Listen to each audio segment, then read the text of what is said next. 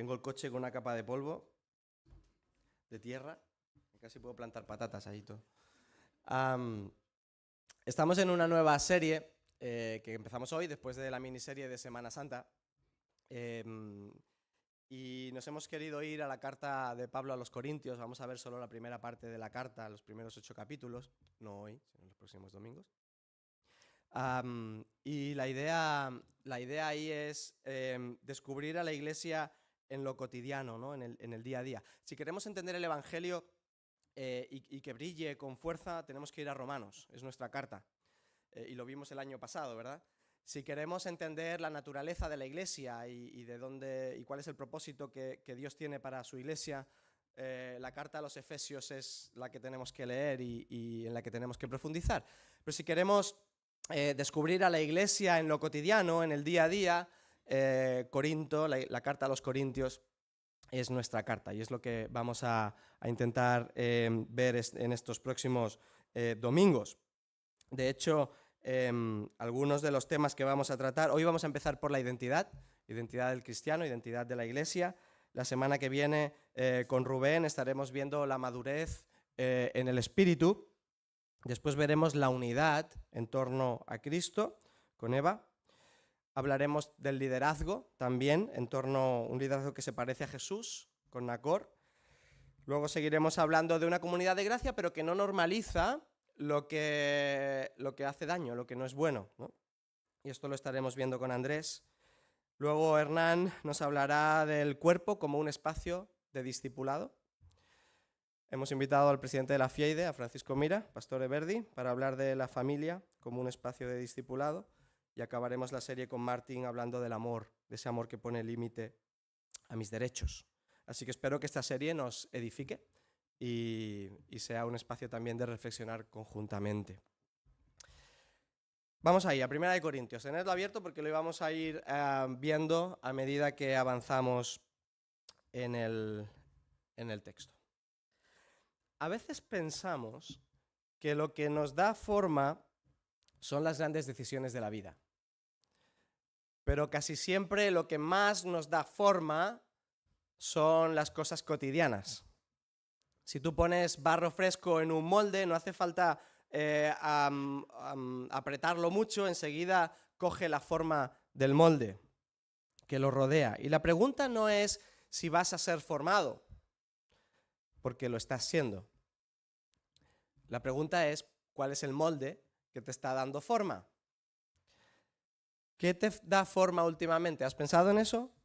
¿La prisa? ¿La comparación? ¿La ansiedad por rendir? ¿La presión por encajar? ¿El deseo de control? ¿La necesidad de ser visto o de ser reconocido? ¿Quizás la comodidad? No sé, añade ahí las preguntas con las que estés lidiando o que sean parte de tu propia reflexión. Por eso esta serie se llama Una comunidad con otra forma. Formados por el Evangelio en una sociedad que nos deforma o que nos da una forma diferente a la del Evangelio. Y es que el Evangelio no solamente nos perdona, el Evangelio nos rehace. Y primera a los Corintios es un espejo muy honesto. Pablo está escribiendo a una iglesia real, con dones reales, pero también una iglesia que tiene tensiones reales. Corinto era una ciudad importante, era una ciudad próspera, una ciudad cosmopolita. Era un lugar donde el estatus, la imagen, la elocuencia, la espiritualidad, la carta, estaban muy presentes en la vida diaria de los ciudadanos. Donde la libertad muchas veces se entendía como yo hago lo que quiero, yo hago lo que me apetece, yo hago lo que me satisface. De hecho, más adelante, en el capítulo 6 y en el capítulo 10, Pablo tiene que decirles, todo me es lícito, pero no todo me conviene. No todo me edifica. Vivían una forma de libertad mal entendida. Y sin darse cuenta, la iglesia empezó a respirar ese mismo aire y aparecieron bandos, aparecieron comparaciones, apareció orgullo espiritual, confusión con el cuerpo y la sexualidad. Y una libertad que no tenía en cuenta al que tenían al lado, al prójimo. Y aquí vienen las dos grandes preguntas o las dos preguntas principales que nos vamos a ir intentando hacer cada domingo en esta serie. ¿Qué nos está moldeando como iglesia? ¿Y qué forma está tomando Cristo en esta iglesia? Porque el problema no es que Corinto fuera Corinto. El problema es cuando Corinto se cuela en la vida del cristiano y de la iglesia. El problema es que los moldes de fuera empiezan a marcar la forma de dentro. Moldes como la lógica del prestigio, el individualismo, la rivalidad, la autosuficiencia, la autocomplacencia, el discipulado a la carta o el hedonismo, ¿no? El vivir para buscar mi propio placer. Por eso Pablo no arranca diciéndoles, tenéis que hacer más cosas, tenéis que organizaros mejor, tenéis que ser mejores cristianos. Pablo no empieza por aquí. Tenéis que portaros mejor con vuestros conciudadanos. Pablo arranca recordándoles algo mucho más profundo. ¿Quiénes son en Cristo? ¿Cuál es su identidad? ¿De dónde viene la gracia que los sostiene y cómo Cristo los mantiene unidos? Porque si no volvemos a Cristo, terminamos deformados, aunque todo siga teniendo apariencia de vida cristiana. Me encanta que Pablo siempre empiece por el Evangelio. Esto es una máxima en todas sus cartas. No empieza con el rendimiento, empieza con el llamamiento. No empieza con la culpa, esa culpa, no la buena, que nos hace tomar conciencia de nuestra posición ante Dios, sino esa culpa que nos lastra, la mala, ¿no? La que no nos deja avanzar. Empieza con la gracia. No empieza con el yo, empieza con el nosotros. Y en este primer capítulo lo hace con un recordatorio, que hemos sido llamados a ser santos en Cristo, apartados para Él, para la relación con Él, para que Dios haga de nosotros una comunidad con otra forma. Así que vamos a empezar a desgranar esto. Tu identidad no se negocia. Primeros 3 versículos. Pablo, llamado a ser apóstol de Jesucristo por la voluntad de Dios, y Sóstenes, nuestro hermano, a la iglesia de Dios que está en Corinto, a los que han sido santificados en Cristo Jesús, llamados a ser santos, con todos los que en cualquier parte invocan el nombre de nuestro Señor Jesucristo, Señor de ellos y nuestro. Gracia a vosotros y paz de parte de Dios, nuestro Padre, y del Señor Jesucristo. Pablo abre la carta recordándonos algo fundamental. Antes de decirnos qué debemos hacer, nos recuerda quiénes somos. No empieza con tareas, ni con correcciones, ni con una lista de cosas pendientes. Empieza con identidad. A la iglesia de Dios, santificados en Cristo Jesús, llamados a ser santos. Es decir, antes que una iglesia ocupada, somos un pueblo apartado para Dios. Y santo no significa perfectos. Santo no significa impecables. Santos no significa superiores a otros. Significa que pertenecemos a Dios, que hemos sido alcanzados por su gracia, que hemos sido reclamados por Cristo desde la cruz y puestos aparte para Él en medio de una sociedad que intenta moldearnos constantemente de otra manera. Y eso cambia mucho las cosas, porque cuando la sociedad te define por tu rendimiento, cuando la sociedad te define por tu imagen, por tu utilidad, por tu éxito o tu fracaso, el Evangelio te da una identidad mucho más profunda y mucho más estable. No eres principalmente lo que consigues, no eres lo que otros dicen de ti, ni tampoco la suma de tus aciertos o de tus errores.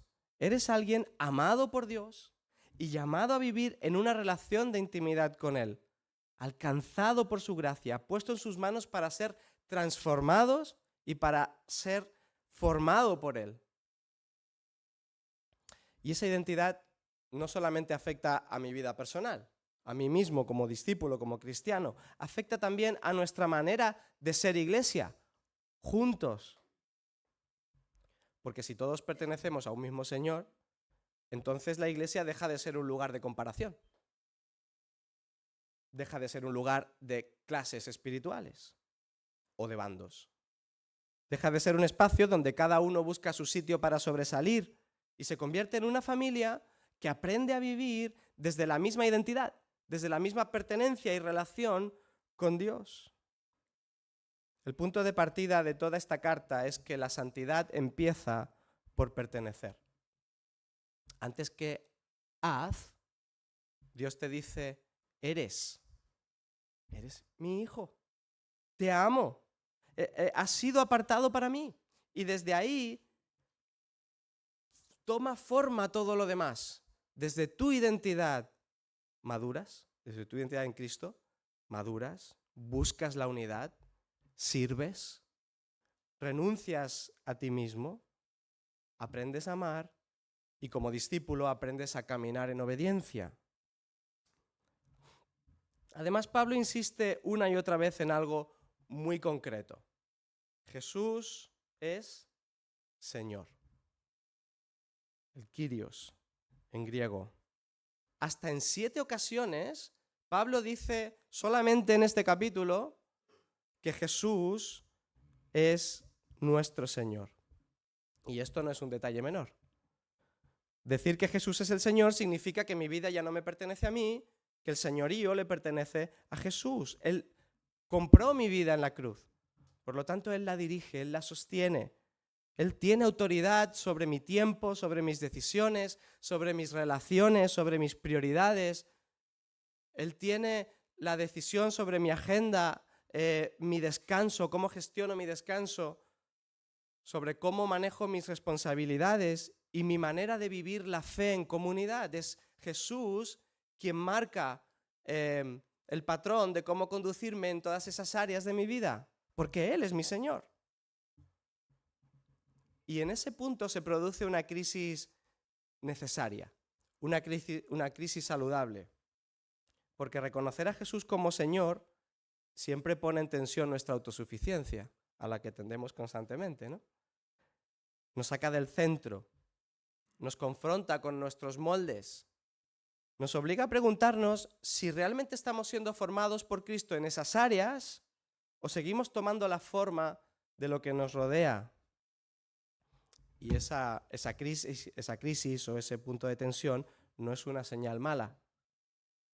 Al contrario, muchas veces es señal de que Dios está obrando en nosotros. El problema no es la lucha. El problema sería no luchar nunca. El problema sería confesar que Jesús es mi Señor y vivir cómodamente como si no lo fuera. Por eso Pablo empieza aquí, por esta idea.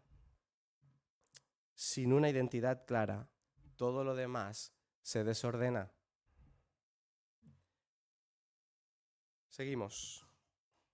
Siguiente parte del texto nos habla de esa gracia que te levanta y que te pone en marcha. Versículos 4 al 9 dice: siempre doy gracias a mi Dios por vosotros, por la gracia de Dios que os fue dada en Cristo Jesús, porque en todo fuisteis enriquecidos en Él, en toda palabra, en todo conocimiento, así como el testimonio acerca de Cristo fue confirmado en vosotros, de manera que nada os falta en ningún don, esperando ansiosamente la revelación de nuestro Señor Jesucristo, el cual también os confirmará hasta el fin, para que seáis irreprensibles en el día de nuestro Señor Jesucristo. Fiel es Dios, por medio de quien fuisteis llamados a la comunión con su Hijo, Jesucristo, Señor nuestro. Después de hablar de identidad, Pablo pone el foco en algo muy revelador: la gracia. Y eso tiene mucho peso. Porque Pablo sabe que la iglesia de Corinto tiene problemas serios. Probablemente fue la iglesia que más problemas le dio. Hay entre ellos divisiones, hay orgullo, hay inmadurez, hay más vida en la carne que en el espíritu, en términos así más teológicos, ¿no? Y sin embargo, antes de corregir, fijaos, antes de entrar a corregir, agradece. antes de señalar lo que falta, reconoce lo que Dios les ha dado. Y eso ya supone una enseñanza para nosotros. Porque Pablo no mira primero a la iglesia en Corinto con decepción, sino desde la gracia. Dice el versículo 4, doy gracias a mi Dios por la gracia que os fue dada en Cristo Jesús. Es como si les estuviera diciendo, sí, hay cosas que corregir, hay cosas que ordenar, hay deformaciones que confrontar, pero antes de todo, recordad esto.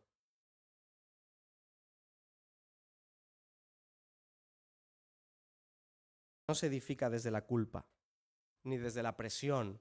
La iglesia no se edifica desde el activismo. Se edifica cuando vuelve a recordar que todo lo esencial ya le ha sido dado por Cristo y en Cristo. La gracia no es una idea bonita para el principio de la vida cristiana, donde somos confrontados con nuestra pecaminosidad, nuestra lejanía de Dios, ¿no? Y la gracia viene Jesús viene con su gracia y nos restaura, ¿no? La gracia es el suelo firme de toda la vida cristiana. Y Pablo concreta esa gracia en cosas muy reales. Dice, versículo 5, que han sido enriquecidos en todo, en toda palabra y en todo conocimiento. Es decir, Dios ha sido generoso con ellos. Les ha dado recursos, les ha dado dones, les ha dado capacidades, les ha dado oportunidades también. Y lo reconoce sin ironía, lo reconoce convencido. No niega los dones por culpa de los problemas. Los afirma como evidencia de que Cristo ha estado obrando entre ellos.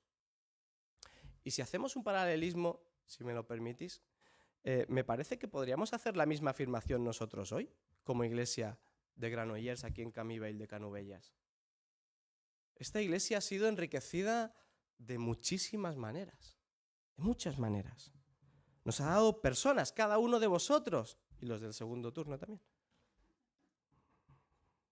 Nos ha dado capacidades, nos ha dado dones, nos ha dado recursos, nos ha dado tiempo, oportunidades, ministerios bien desarrollados, liderazgo, relaciones significativas unos con otros.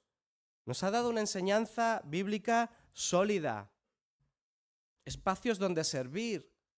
Nos ofrece regularmente ocasiones para acompañar a personas y explicarles el Evangelio, oportunidades de misión. Somos ricos. Por tanto, somos responsables de entender los propósitos de Dios para nuestra vida y para la vida de la iglesia y movernos en esa dirección. Porque la clave no está en recibir mucho y ser ricos. El fin no está en acumular, en disfrutar o en admirar lo que tenemos. El fin es administrarlo bien, para la gloria de Dios, para sus propósitos y para la edificación del cuerpo. Los dones no son medallas, ni propiedad privada, ni una plataforma para engordar nuestro ego. Son gracia recibida para ser compartida. Por eso la vida de la iglesia no puede reducirse a venir y consumir programa. No hemos sido llamados solo a asistir, a disfrutar de un buen culto, a valorar un buen programa o a beneficiarnos de los ministerios que otros sostienen. Hemos sido llamados a pertenecer. Hemos sido llamados a implicarnos, a servir, a poner en movimiento la gracia que hemos recibido. El Señor Jesús dice en Mateo capítulo 10, ¿de gracia recibisteis? Dad de gracia. Necesitamos personas en el equipo de mantenimiento. Ahí tenéis a Ramón, liderando este área. Necesitamos personas en el área de multimedia. Hay espacio de servicio ahí. Estamos acabando el curso de Casal Kids con el último trimestre. Eli, que va a coger el relevo de Flor, ya está formando el equipo para el próximo curso. Necesitamos personas sirviendo a los niños del barrio en el Casal. Necesitamos relevos algunos profesores en la escuela bíblica infantil. Por ahí tenéis a Abby.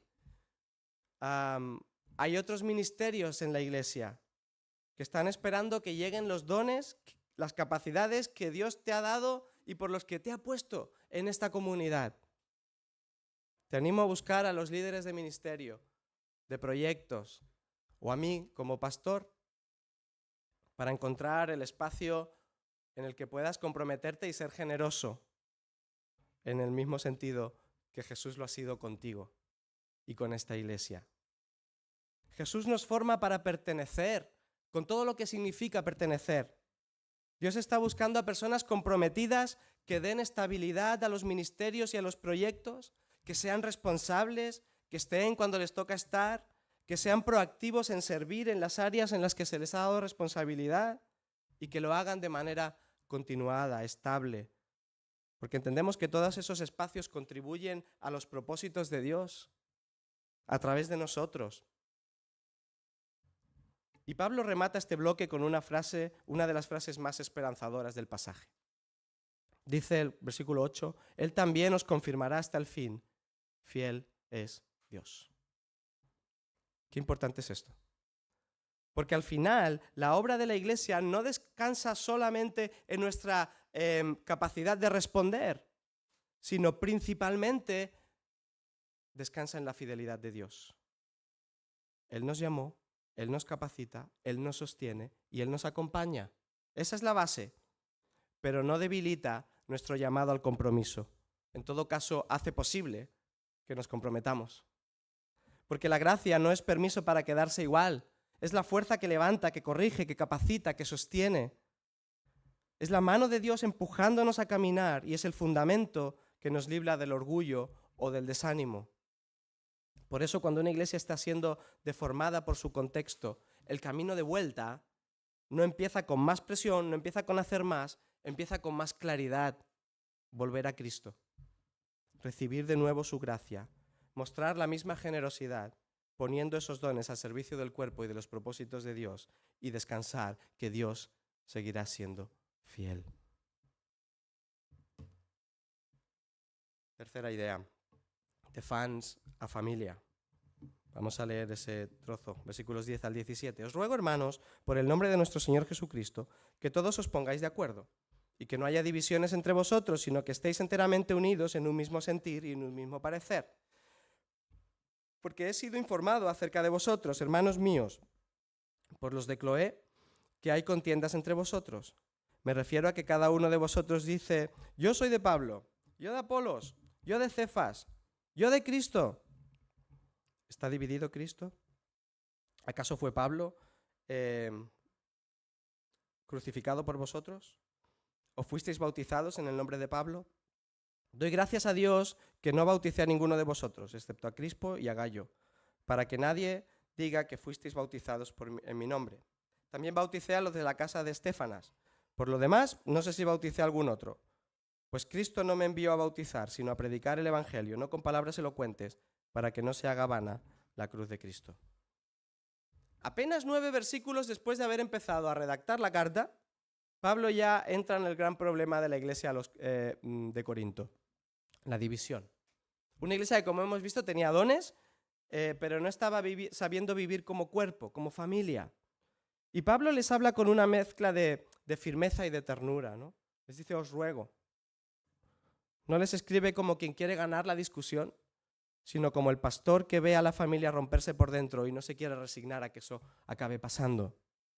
Lo que les pide no es uniformidad artificial, ni que todos tengan la misma personalidad, ni que todos piensen de la misma manera en los mismos asuntos. Les pide algo más profundo. Les pide que converjan en un mismo centro. Versículo 10. Que habléis todos una misma cosa, que no haya divisiones, que estéis perfectamente unidos. La imagen es la de algo que ha sido rasgado y hay que volverlo a coser. De nuevo, la iglesia no puede vivir como una suma de grupos, como una suma de afinidades o de preferencias. Está llamada a vivir como un solo cuerpo bajo un mismo Señor. Y les dice, oigo de vosotros que unos decís, yo soy de Pablo, yo de Cefas, yo de Cristo. Y lo dice porque no se trata simplemente de gustos distintos, sino que la Iglesia está mimetizando la lógica de su ciudad, de Corinto, la lógica del prestigio, de la marca, del estatus, de la identificación con el nombre más fuerte, el que sabe convencer mejor o el más brillante. Es la cultura de fuera respirándose dentro de esta comunidad en Corinto. Y esto sigue siendo un riesgo para cualquier iglesia local hoy. Todos nosotros podemos convertir la vida de iglesia en cuestión de afinidades, de sensibilidades, de referentes, de preferencias o de pequeños bandos. También nosotros podemos movernos desde la comparación, desde la sospecha, desde la rivalidad o la necesidad simplemente de tener razón en lo que planteamos. Y cuando eso ocurre, dejamos de vivir como familia y empezamos a funcionar más como fans. Por eso Pablo responde con 3 preguntas contundentes. ¿Está dividido Cristo? ¿Fue crucificado Pablo por vosotros?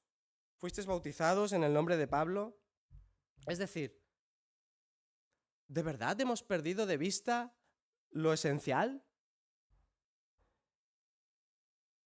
¿De verdad hemos desplazado a Jesús del centro? Solo Cristo fue crucificado. Solo Cristo salva.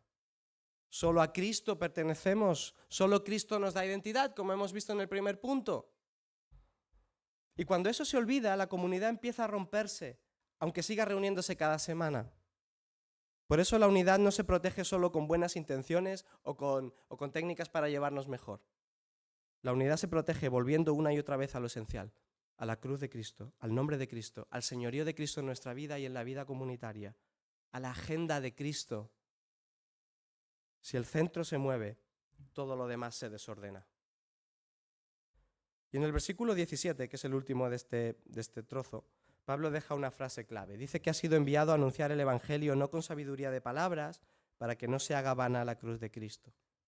Es decir, el problema no se resuelve impresionando más, argumentando mejor, afinando discursos para ganar mi posición. Se resuelve no vaciando la cruz de contenido.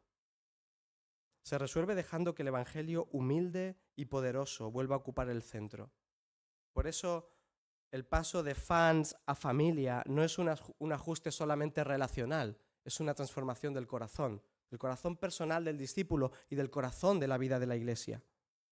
Es dejar de vivir desde mi grupo, desde mi preferencia, desde mi sensibilidad, desde mi manera, para empezar a vivir desde Cristo y desde su cuerpo. Y Pablo menciona 3 cosas en las que debe buscar unidad, versículo 10. Dice, buscad unidad en los acuerdos. La unidad en los acuerdos no significa que todos pensemos igual en los mismos asuntos, ni que nunca haya matices, ni siquiera significa que no deba de haber procesos para avanzar o diferencias en medio de esos procesos. Significa que compartimos un mismo evangelio, que compartimos un mismo Señor y que compartimos una misma misión.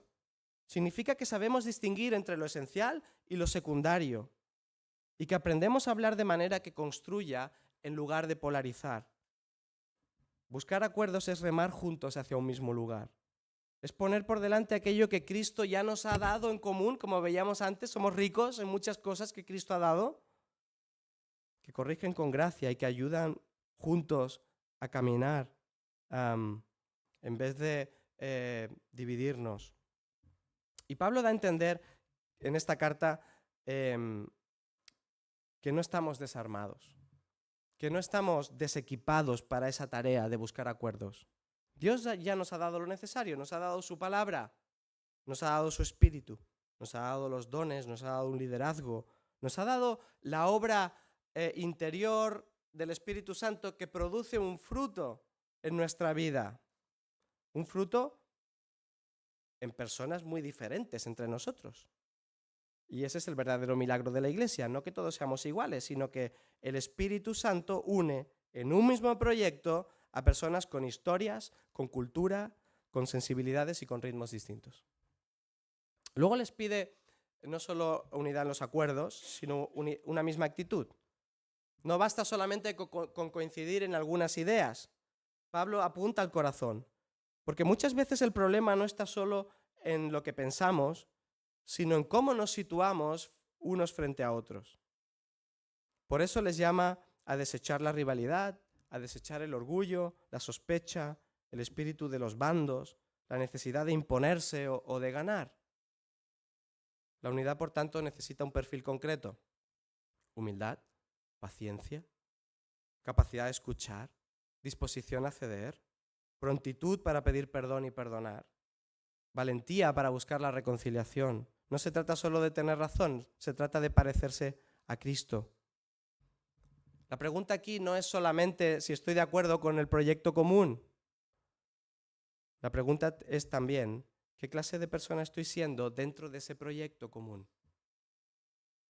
Porque uno puede afirmar la unidad con la boca y debilitarla con la actitud. Uno puede hablar de cuerpo, pero vivir desde el yo, que es lo que le pasaba a estos aquí en Corinto, ¿no? Uno puede defender una visión concreta, pero hacerlo con un corazón que no se parece al de Jesús.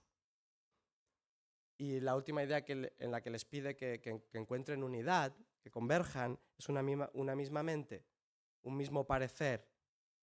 Pablo va mucho más al fondo de esto. No está pidiendo uniformidad mecánica, sino una manera compartida de discernir la vida, una manera madura. Una iglesia madura no se mueve solo por impulsos, por preferencias o por costumbres heredadas. Aprende a pensar desde el Evangelio. Eso significa preguntarnos juntos: ¿qué honra a Cristo entre nosotros? ¿Qué edifica al hermano? ¿Qué protege al débil? ¿Qué fortalece la misión? ¿Qué refleja mejor la mente de Cristo entre nosotros? Cuando estas preguntas empiezan a guiar a una comunidad, la iglesia se fortalece. Ya no consiste solo en estar juntos, sino en caminar en una misma dirección. Y ahí la iglesia deja de ser la suma de personas que coincidimos en un lugar y empieza a parecerse a una familia que toma la forma de la cruz, que es nuestro último punto. La cruz es el molde del Evangelio. Versículo 18 hasta el final, porque la palabra de la cruz es necedad para los que se pierden, pero para nosotros los salvos es poder de Dios, porque está escrito: destruiré la sabiduría de los sabios y el entendimiento de los inteligentes desecharé. ¿Dónde está el sabio? ¿Dónde el escriba? ¿Dónde el polemista de este siglo? ¿No ha hecho Dios que la sabiduría de este mundo sea necedad?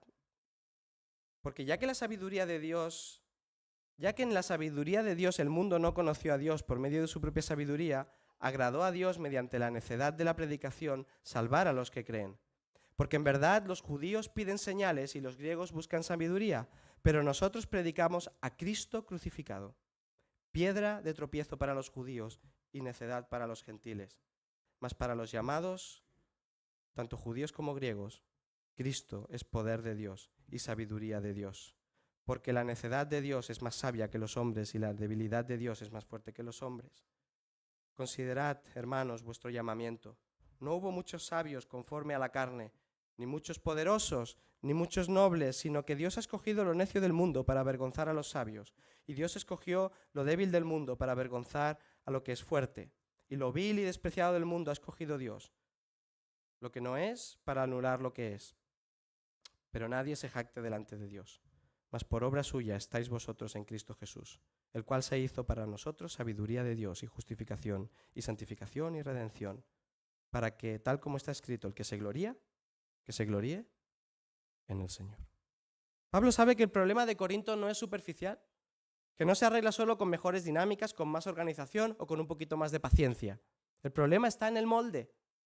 La sociedad de la ciudad de Corinto tenía una forma de mirar la vida, lo brillante, lo admirado, lo influyente, lo fuerte, lo que da estatus, lo que te hace sentir mejor, lo importante, el sincretismo, el mezclar cosas, sin darse cuenta que la iglesia estaba empezando a asumir ese mismo patrón.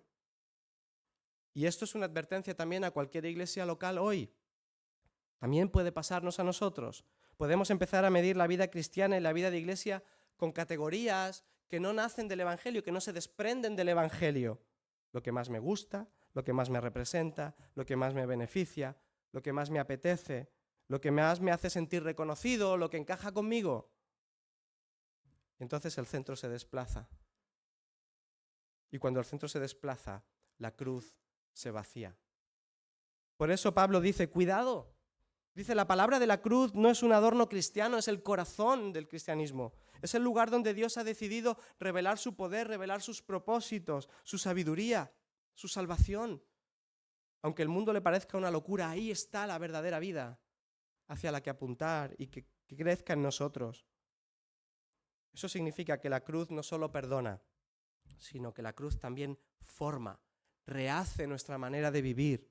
Nos quita la necesidad de competir, de compararnos, de buscar identidad en otra cosa que no sea Cristo.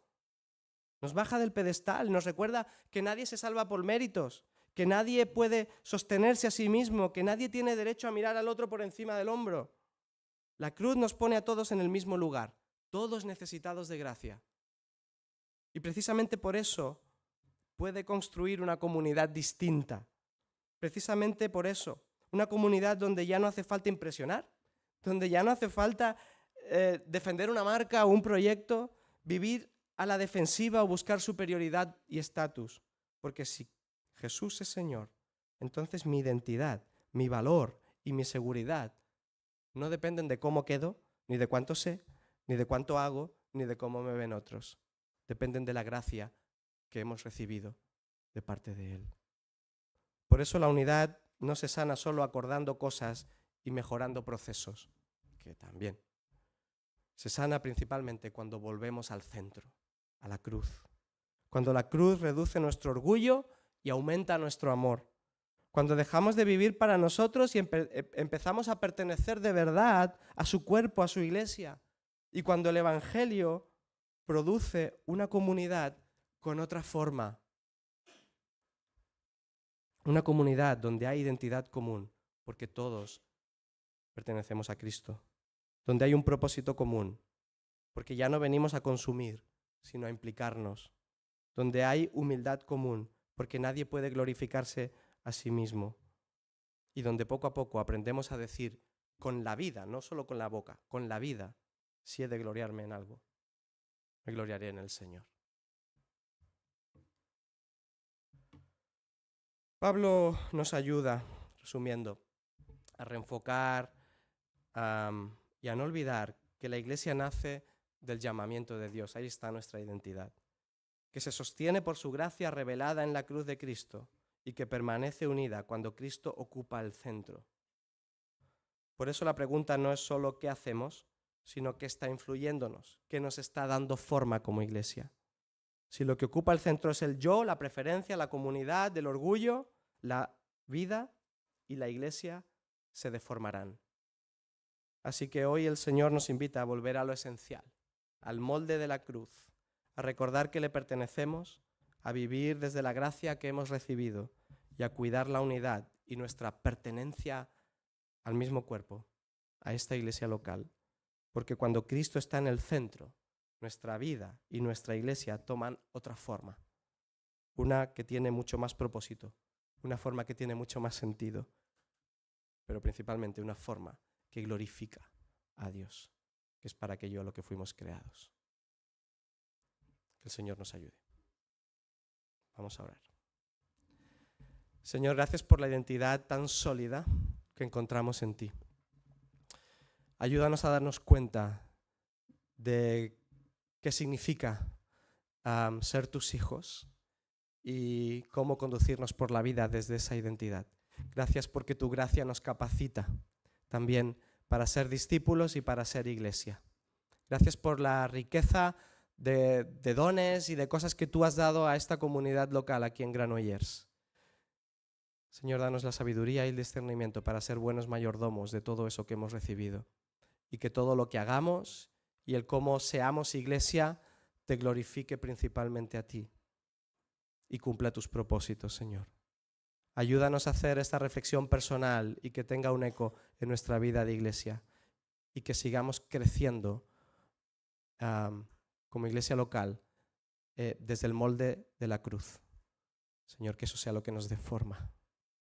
Gracias por ti y por tu obra en nosotros y en medio de nosotros. En el nombre de Jesús. Amén.